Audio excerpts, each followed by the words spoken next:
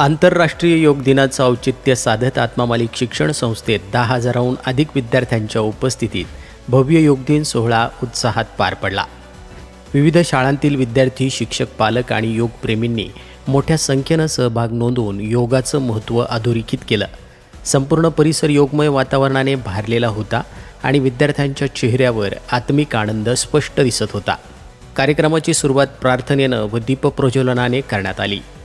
त्यानंतर प्रशिक्षित योग गुरूंच्या मार्गदर्शनाखाली विद्यार्थ्यांनी विविध योगासने, प्राणायाम, ध्यान व सूर्यनमस्कार सत्रात भाग घेतला। योग्य प्राणायाम, ध्यान आणि सुखी जीवनासाठी तसेच शरीराची काळजी कशी घ्यावी या संदर्भात व्हिडिओ क्लिप्स दाखवण्यात आल्या।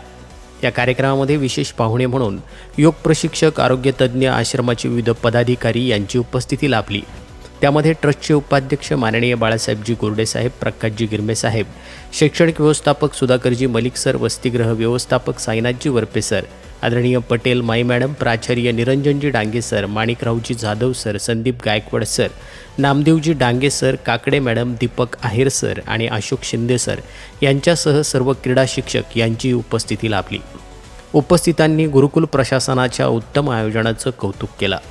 संस्थेचे अध्यक्ष माननीय श्रीमान नंदकुमारजी सूर्यवंशी साहेब यांनी विद्यार्थ्यांना योग दिनाच्या हार्दिक शुभेच्छा देत योगाचे शारीरिक, मानसिक व आत्मिक फायदे निश्चितच या उपक्रमामुळे मुलांना समजले असं त्यांनी सांगितलं। योग ही भारताची अमूल्य देणगी असून नियमित योगामुळे विद्यार्थ्यांमध्ये एकाग्रता, आत्मविश्वास आणि सकारात्मकता वाढते। तसेच परमपूज्य सद्गुरू माऊलींनी सांगितलेल्या संदेशाप्रमाणे आपण सर्वजण योग आणि ध्यान साधना दररोज न विसरता आपल्या जीवनाचा भाग बनवावा असंही सांगितलं। आत्मा मालिक न्यूजसाठी संपादक सागर आहिरे, कोकम ठाण।